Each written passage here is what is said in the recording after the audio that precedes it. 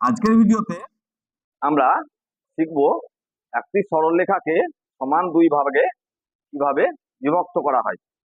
আগে বলে রাখি, যদি ভিডিওটি ভালো লাগে তাহলে লাইক, শেয়ার এবং কোনো কিছু জানার থাকলে কমেন্ট অবশ্যই করবেন।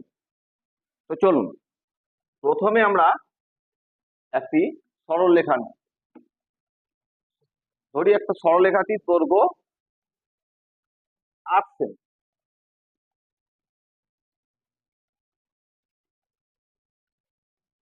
8 সেমি দৈর্ঘ্যের একটি সরলরেখা নিলাম। সরলরেখাটির নাম দিলাম এ বি। এখন এই এবি সরলরেখা কে কম্পাসের সাহায্যে এবি সরলরেখার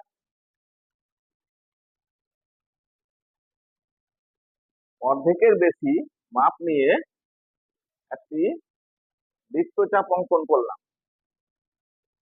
ঠিক এমনি ভাবে এদিকেও একটা বৃত্তচাপ অঙ্কন করলাম। একই রকম ভাবে এখানে এই পয়েন্টারটা দিয়ে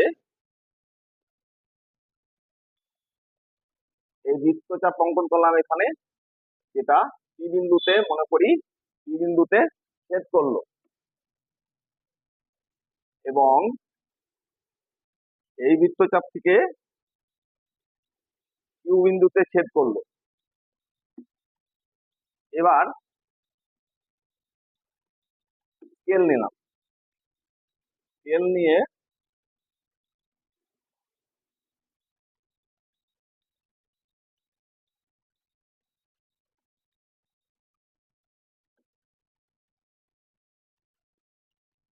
পি কিউ বিন্দুকে যোগ করলাম। এখন আমরা সরলরেখাটা নিয়েছিলাম 8 সেমি, তাহলে এই দৈর্ঘ্যটা 4 সেমি এবং এটা 4 সেমি হওয়ার কথা। তো দেখি 4 সেমি কিংবা 4 সেমি হচ্ছে কিনা।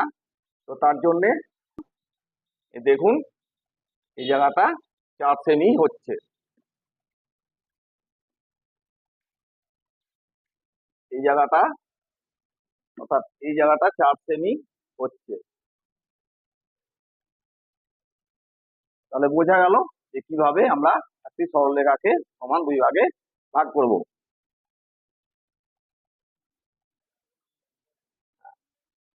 আচ্ছা, আর একটা বলে রাখি,